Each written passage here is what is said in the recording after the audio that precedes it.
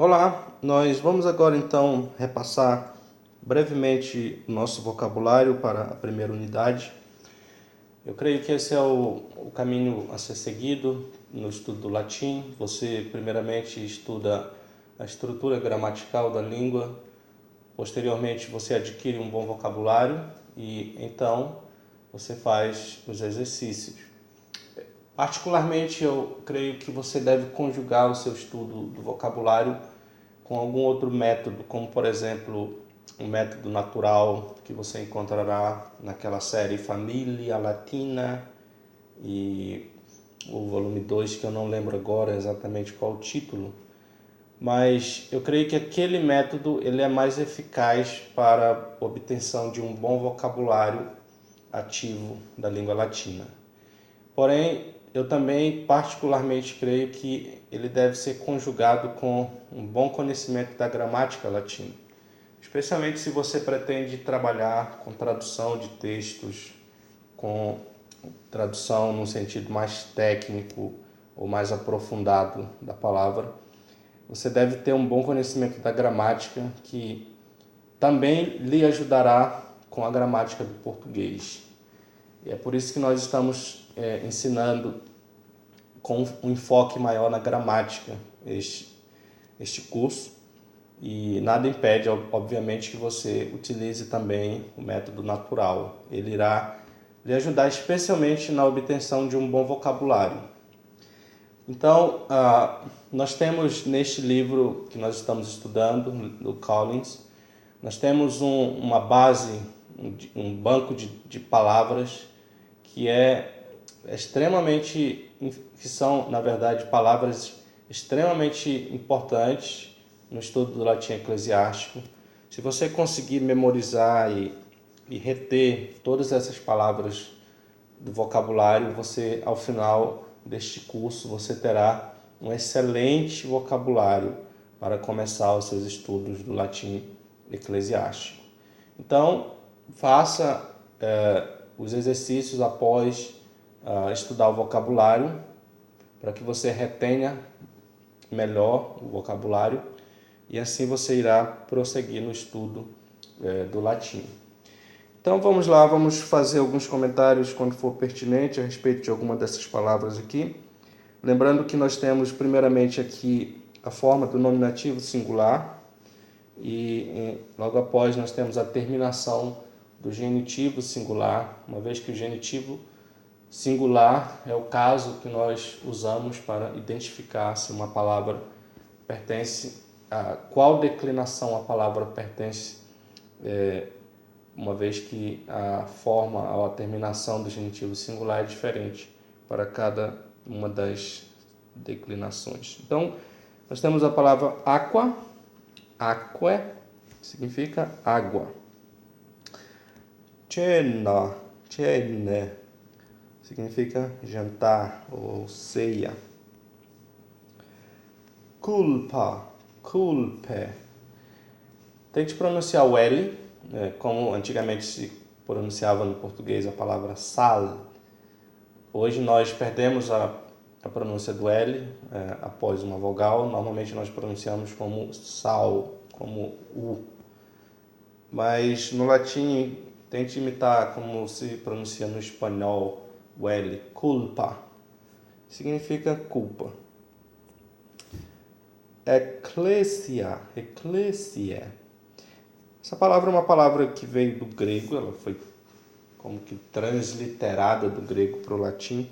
Significa simplesmente igreja, no sentido institucional do termo, e também no sentido de assembleia, ou seja, reunião de pessoas. Uma palavra evidentemente muito comum no latim eclesiástico, que você irá encontrar bastante. Família, família, família ou lar. Glória, glória.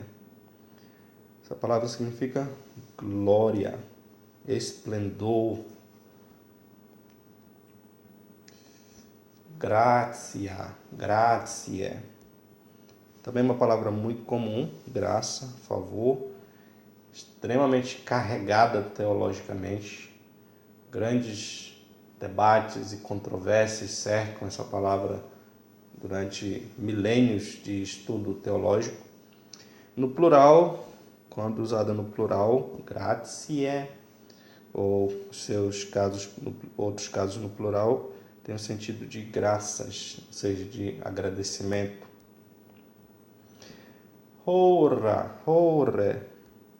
Ora. Missa, mise.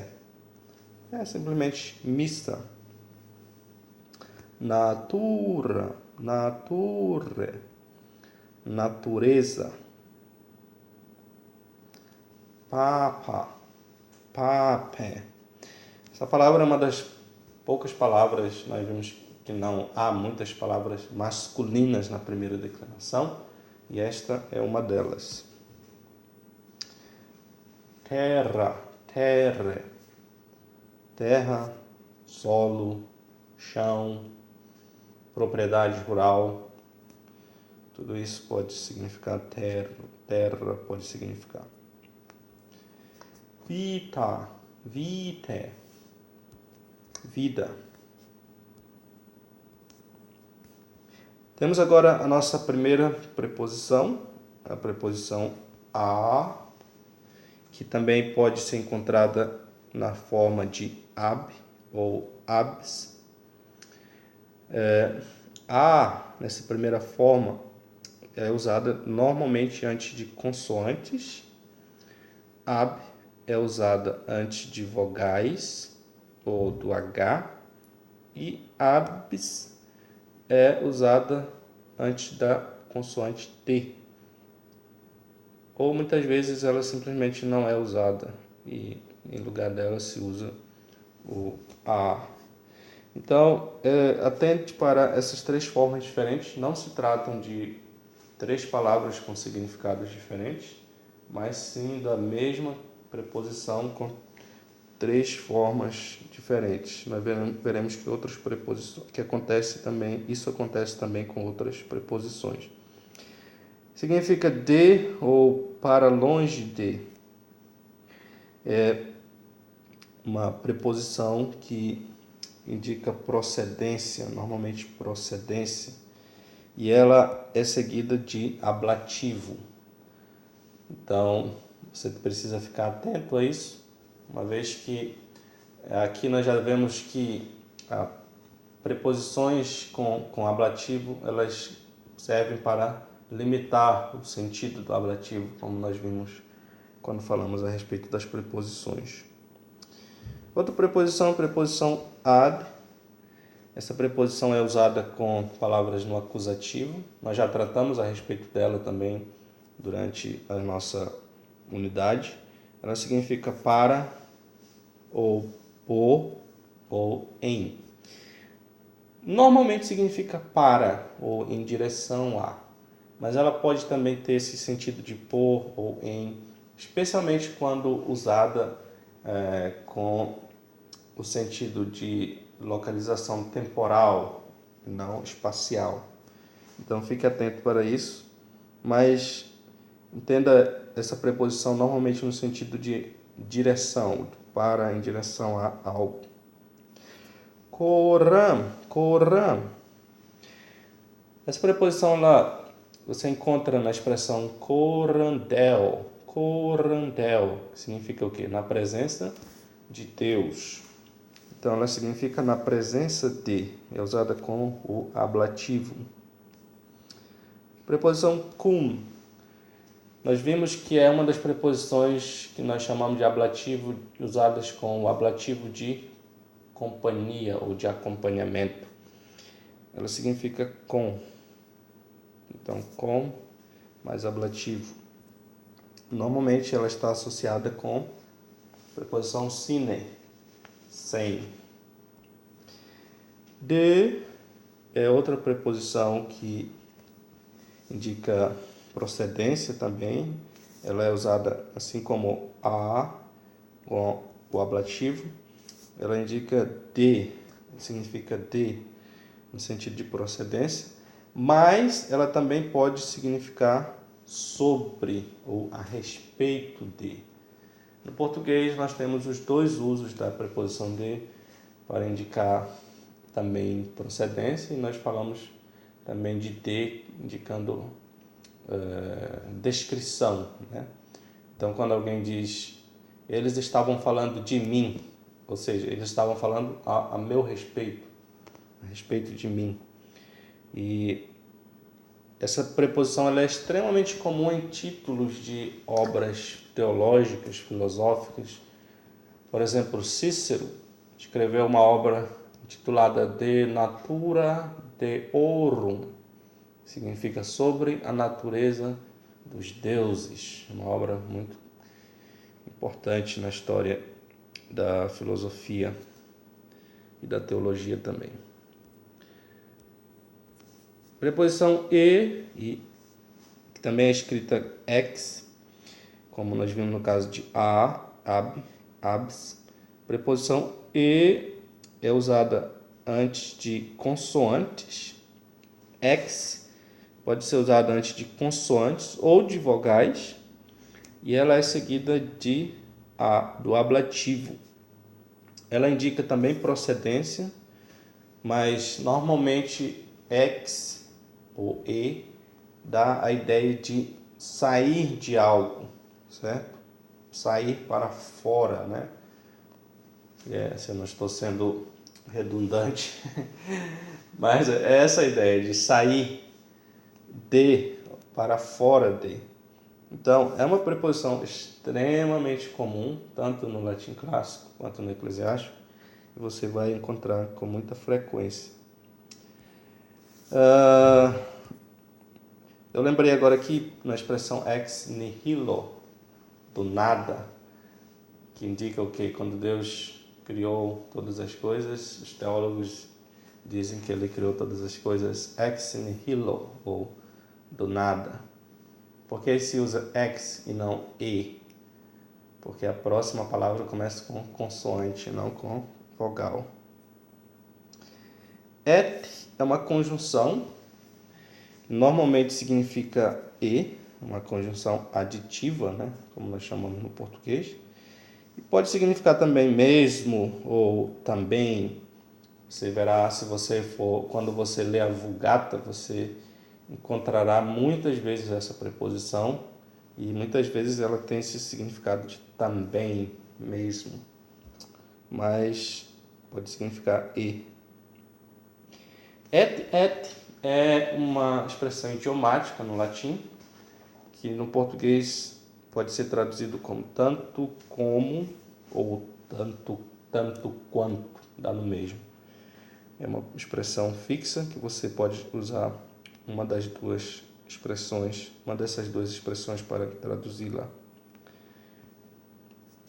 A preposição in, ela aparece com dois casos diferentes, regendo dois casos diferentes. Quando esta preposição rege o caso ablativo, ela significa em ou entre, ou ainda por meio de e com. Normalmente significa em, com ablativo. Então, a sua primeira opção vai ser sempre no em. E quando essa preposição é seguida de uma palavra no acusativo, ela significa para, ou em direção a, dando a ideia de para dentro de algo. Não necessariamente essa ideia de para dentro de algo, mas há essa ideia por trás da expressão de para dentro de, ou contra, ou por também. Um para resolve no português, normalmente, traduzir essa expressão por para.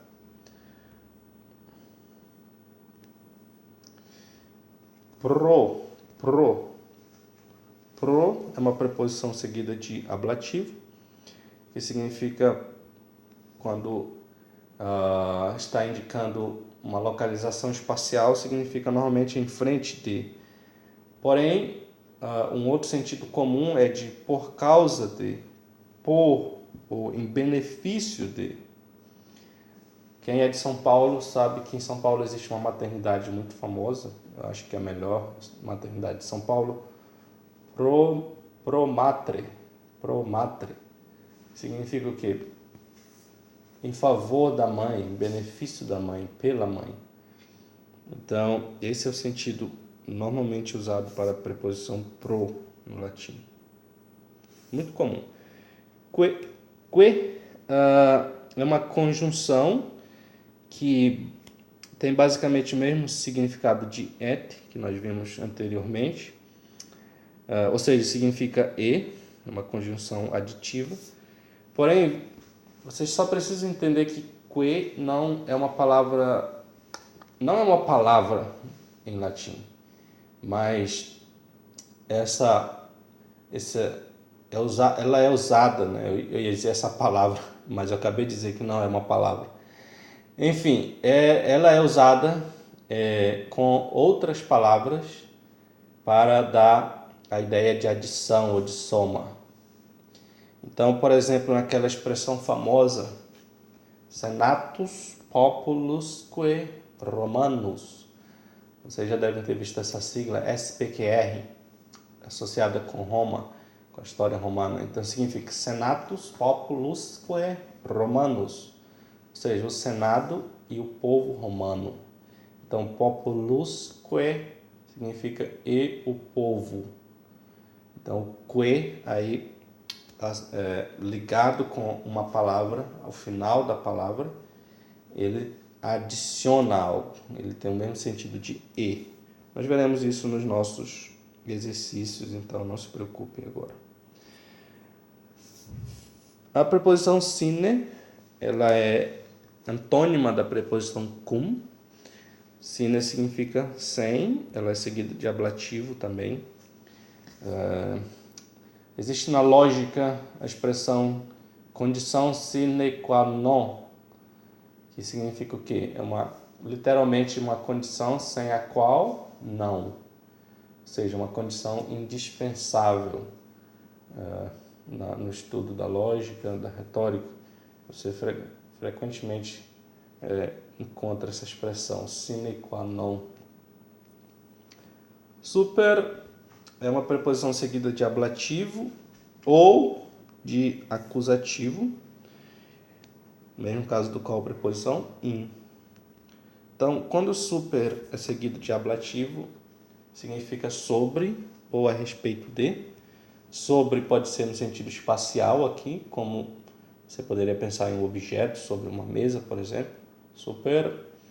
Ou também sobre no sentido de descrição, você está falando a respeito dele, certo? Quando super é seguida de acusativo, ela significa sobre ou em cima de. Então, tem também esse mesmo sentido. E no caso do acusativo... Não, desculpa, eu acho que eu fiz bobagem. Sobre, seguido de ablativo, normalmente tem o significado de descrição. Não há necessariamente a ideia de localização espacial, mas sobre, super, seguido de acusativo, tem, além da ideia de descrição, tem a ideia de localização espacial também, ou seja, em cima de. Então, basicamente é isso que diferencia essas duas preposições. Então, esse foi o nosso vocabulário para a primeira unidade. E agora você já está pronto para começar os exercícios.